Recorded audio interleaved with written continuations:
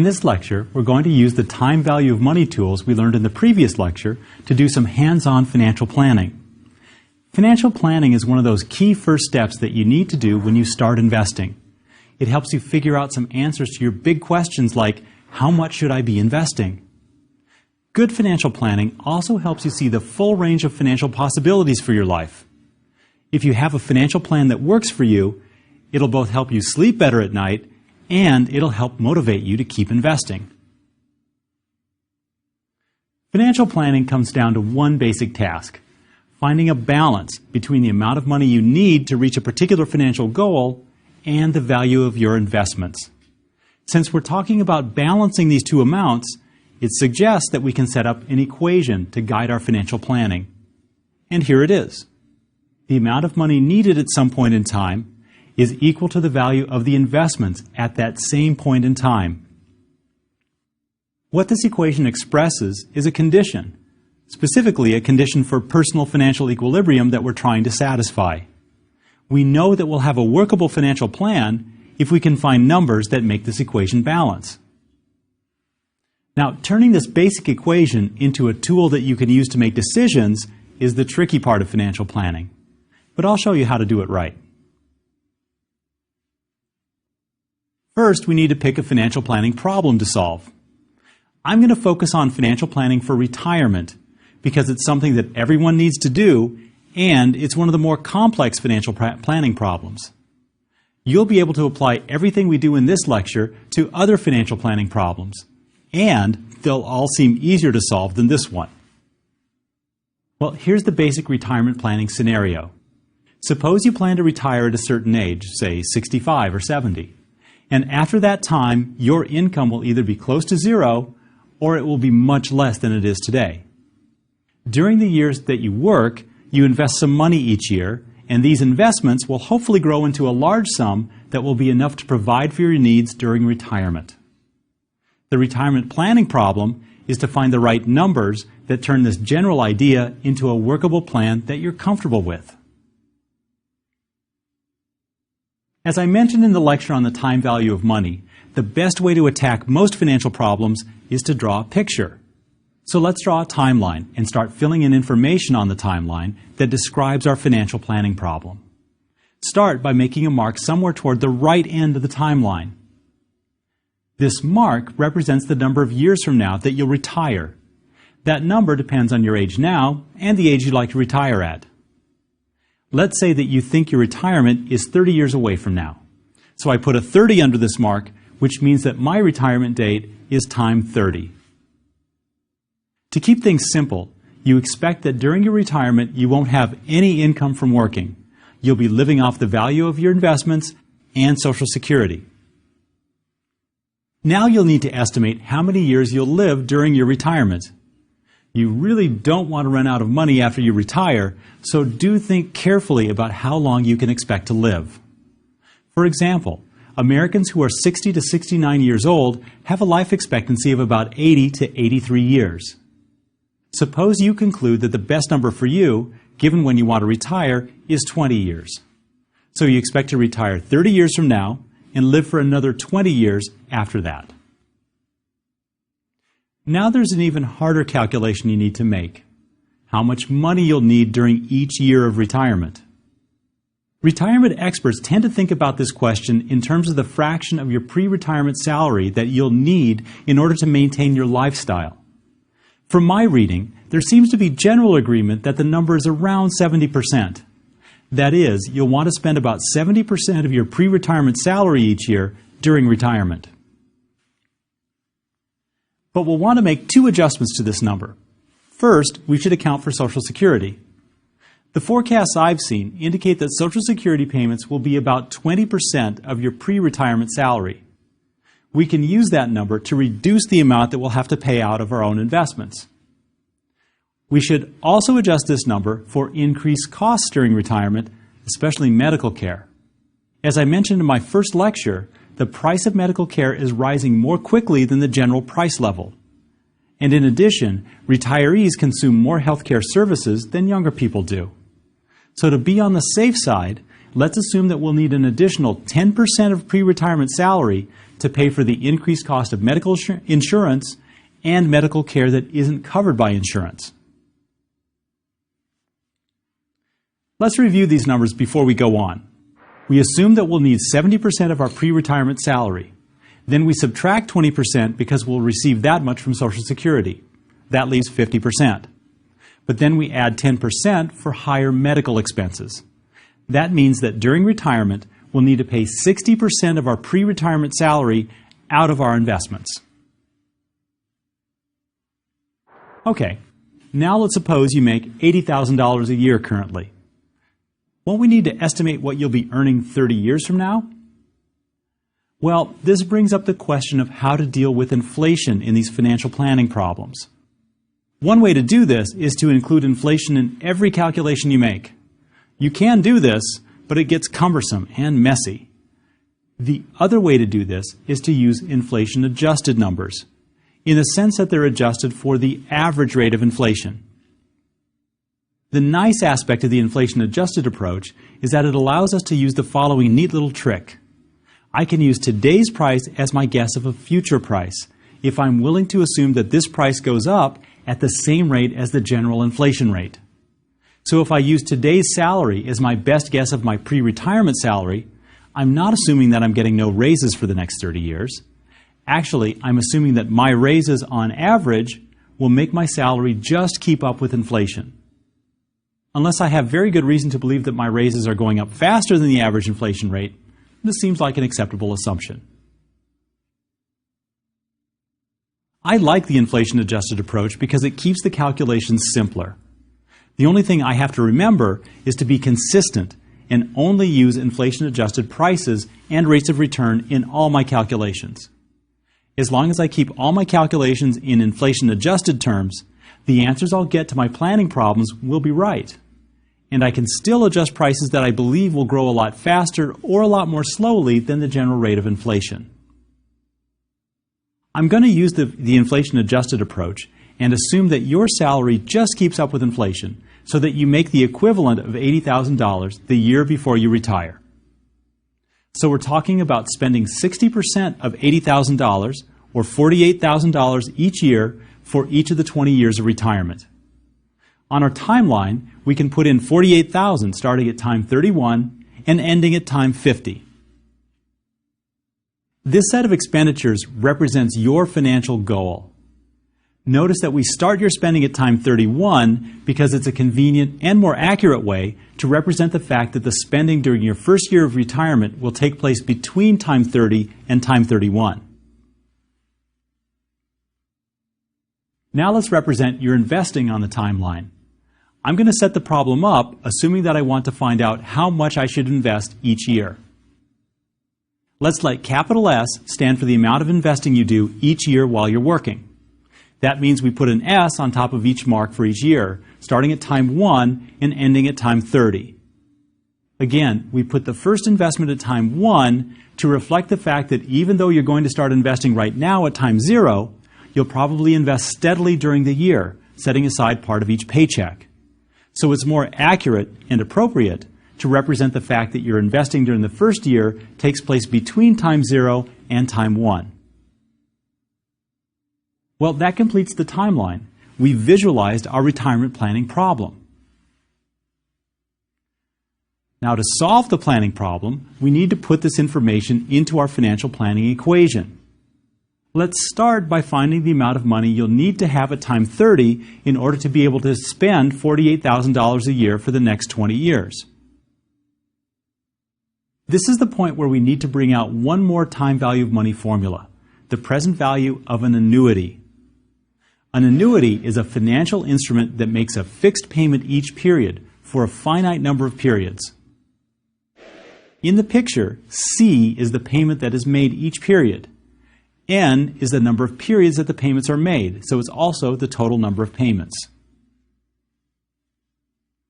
Lots of financial instruments and investments are annuities, or are made up of annuities plus other payments. A set of mortgage payments or car payments is an annuity, and most bonds are a combination of an annuity and one or more additional payments. Note, though, that when I use the term annuity here, I'm not referring to the annuities that are sold to retirees. Those are a special type of annuity, and we'll learn about those in the next lecture.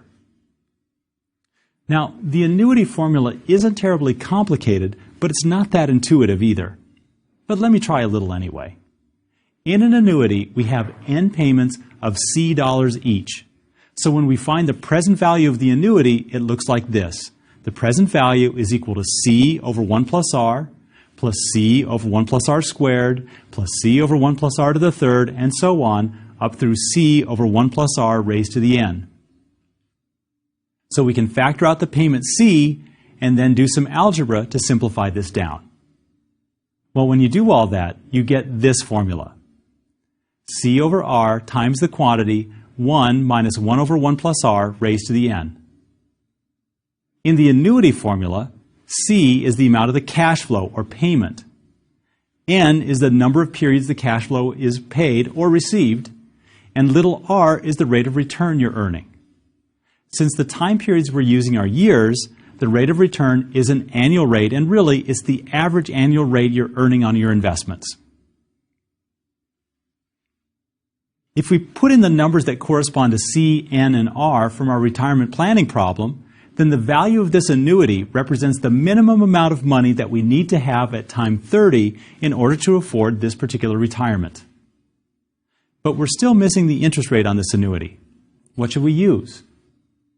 Well, let's assume that on your retirement date, you move most of your riskier, higher-yielding long-term investments into less risky, lower-yielding investments. I realize that you want to start this process sooner than that in reality, but again, we're trying to keep the calculations simple.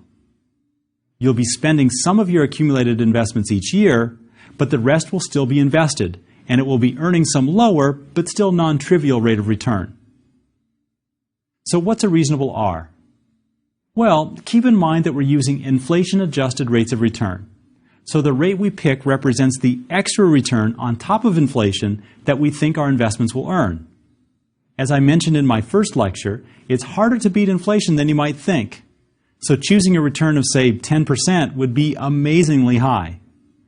A solid long-term investment will probably generate about 2% more than inflation without taking on very much risk. So let's enter 0.022% for our interest rate. Now we have all the numbers we need to calculate the value of the annuity. Our cash payment C is $48,000, the number of payments is 20, and the rate of return on the annuity is 2% or 0.02. We put these numbers into the formula, and then we can use a calculator or spreadsheet to find out what this value is. Before I do that, though, I want to recommend that you take the time to put this information into a spreadsheet and that you make some neatly organized tables to keep track of this information. If you do this, then as you follow along with this example, you'll be building up a financial calculator that you can always use to help you think about your financial planning problems.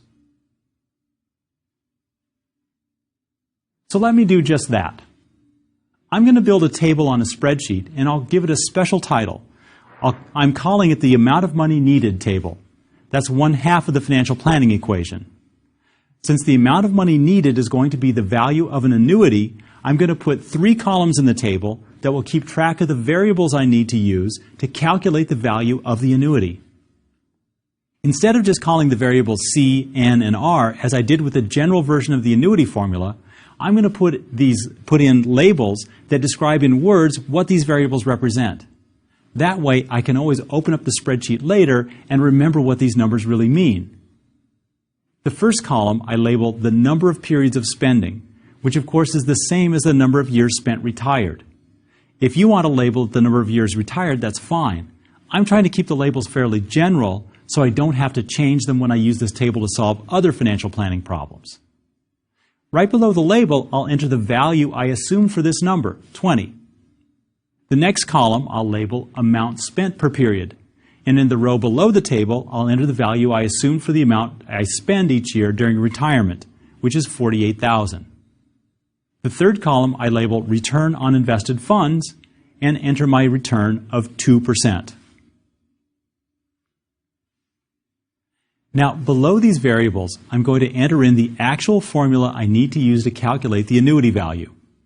When I enter that formula, instead of entering numbers, I'm going to enter in the cell addresses on the spreadsheet that contain the numbers that I'm assuming for the values of C, N, and R. If I set the table up this way, then I can always go back and change my assumptions easily and not have to keep entering the same formula into the spreadsheet over and over to see how numbers change. Hopefully, you die-hard calculator users out there can see the benefit of doing these calculations on a spreadsheet instead of a calculator.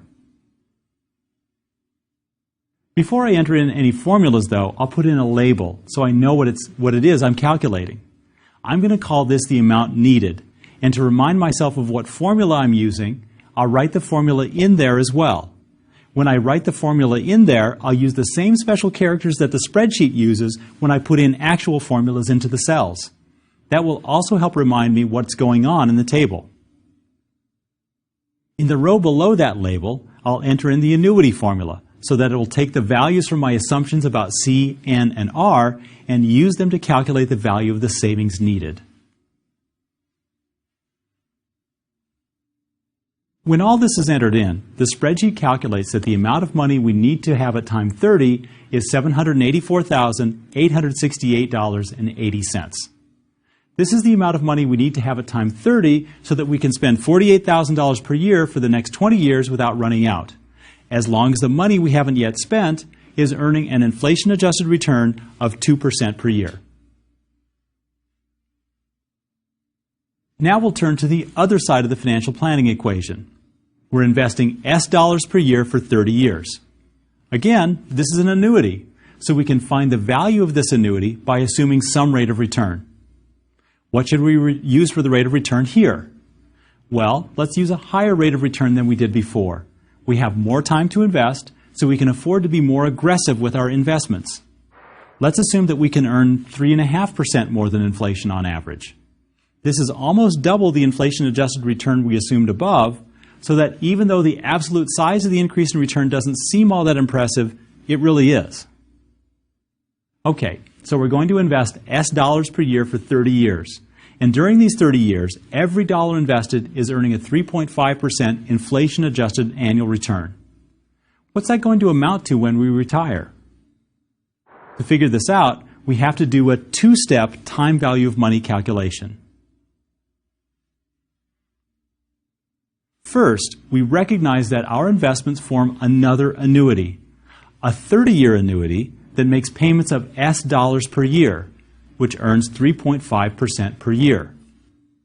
So we can calculate the value of this annuity using the annuity formula. But notice that this answer tells us the value of the annuity at time 0. But at the first part of the financial planning problem, we calculated the amount of money needed at time 30, not time 0. So we have to also calculate the value of our investments as of time 30. That's why we need to take a second step. We know that we can use compounding to calculate the future value of any investment of money any amount of money that's invested at some fixed rate of return, and we learned the future value equation in the previous lecture. The formula, to remind you, is simply this. Future value at time n is equal to the present value times 1 plus r raised to the n. The trick is to use the total value of the annuity at time 0 as the present value in this equation. That means that we'll compound the time 0 value of the annuity by 30 years at 3.5% in order to find the future value of the annuity at time 30. Well, here's what the calculation looks like. I realize that we can simplify this expression, but I like to leave it in this form because it reminds us that what we're calculating is an annuity value that is then compounded forward in time. Now let's return to our spreadsheet to show this calculation. Just like we did when we calculated the amount of money needed, we neatly label the variables we need to use so we can always go back and understand what we did later. I'm going to put this table right next to the one I made to calculate the amount of money needed. And I'm going to label this table the total value of investments. The formula has 3 variables, so we can set up a table that looks exactly like the amount of money needed table. I'll label the first variable number of periods of investing, and the value I'll put in the cell below the label is 30. I'll call the second variable I put in the table amount invested per period, and the value we'll have to use right now is just S. I'll label the third variable return on invested funds, and below it, I enter the return we're assuming for these investment funds, which is 3.5%. In the next two rows of the table, I'll put in a label called value of investment, and then below it, I'll enter the formula that we need to use to calculate the future value of that annuity. Since we haven't entered any number for S, the spreadsheet can't calculate the value of your investments at time 30, so it gives an error in the cell after we enter the formula. Don't worry about that error message, because our next step will be to find a number for S. We could enter numbers for S into the table and use trial and error to find a value for S that balances our financial planning equation. But a much faster way is to simply set up a calculation that solves for S given the other variables in the financial planning equation. This is easier than it sounds, since we already have a number for the amount of money needed. If we set up the basic equation of financial planning and enter in all the numbers we know, then we get this equation, which, if you look at it, is surprisingly simple to solve.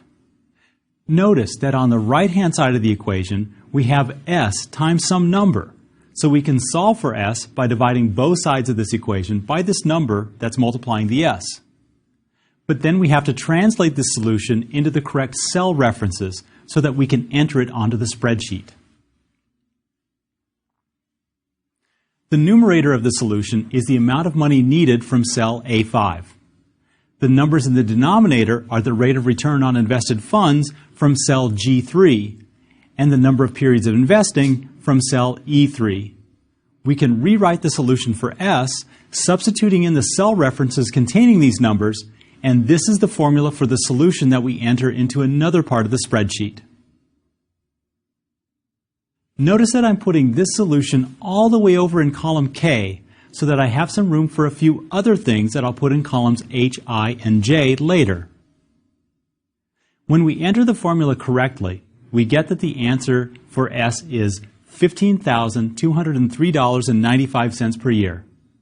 This is the amount that you'll need to invest this year if you want to reach your retirement goal.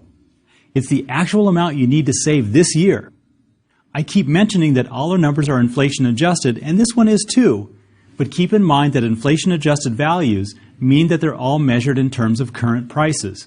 So this amount really is the number you need to invest today at today's prices. Does the amount you need to invest seem like a lot? Well, it is. It's slightly more than a sixth of your salary. And you'll have to increase that amount each year to keep up with inflation. Now that we've solved for S, the amount of money you need to invest each year, we can go back and enter this value into cell F3. Once you do this, you can use these tables as a template. Just copy and paste them to different areas of the spreadsheet or to different spreadsheets entirely. After you copy them, you can change one or more of your assumptions and see how this change affects the balance of your financial plan. This is a great way to compare various what-if scenarios to see whether different choices will make you better off. There are lots of scenarios that you'll want to investigate using these templates. For example, what if you want to retire early? Well, then you'll have to shorten the time you invest and lengthen the time that you're retired. What if I want to invest more aggressively while I'm working? Well, then you can increase the return that you earn. And so on. One of the things that you'll discover is that changing different assumptions about your investing and your retirement will have different sized impacts on your ability to reach your financial goals. Of course, you also need to reality check the assumptions that you make. Can I really save that much each year? Will my investments really earn that much year in and year out? These are the types of questions you'll need to keep in mind as you propose changes to your investment plan. Well, these are almost the full set of recipes that you'll need to remember and use as you do your financial planning. But the calculations I've shown you so far assume that you haven't done any investing at all yet. I realize, though, that you may have already set aside some investments. So how do you factor those in? Well, the answer is fairly simple. First, we need to modify our financial planning equation just slightly. Remember that the financial planning equation sets the amount of money you need at a point in time equal to the value of your investments at a point in time. We need to spell out explicitly that the value of your investments at a point in time is the sum of the value of your previous investments, that is, all the investments you made before now, plus the value of your current and future investments. The next step is calculating the value of these previous investments and what they'll be at some point in the future. Hopefully you know the current value of your previous investments, or you can look them up easily by checking your account statements from banks, brokers, or mutual funds. Then, it's a straightforward matter of compounding at an appropriate rate of return for the correct number of years using the basic future value equation. Remember, you want to find the value of everything as of the same point in time, and for this problem, a convenient coordinating point is your retirement date.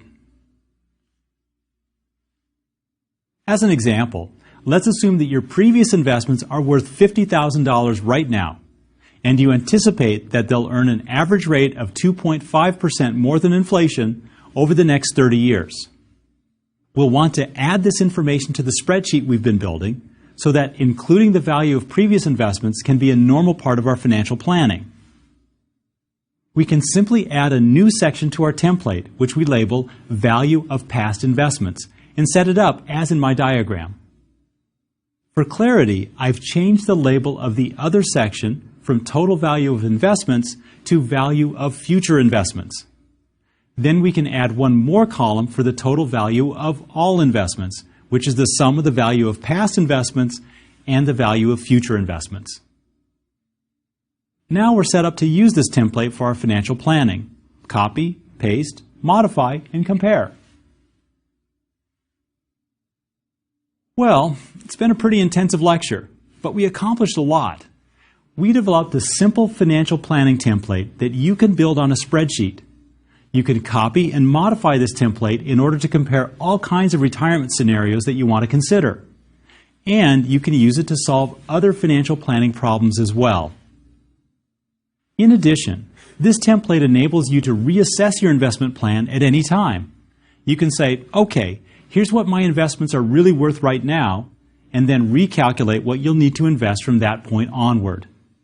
This is the kind of calculation that you'll want to do every so often to check on the progress of your investments so you can decide whether you need to make adjustments to your strategy.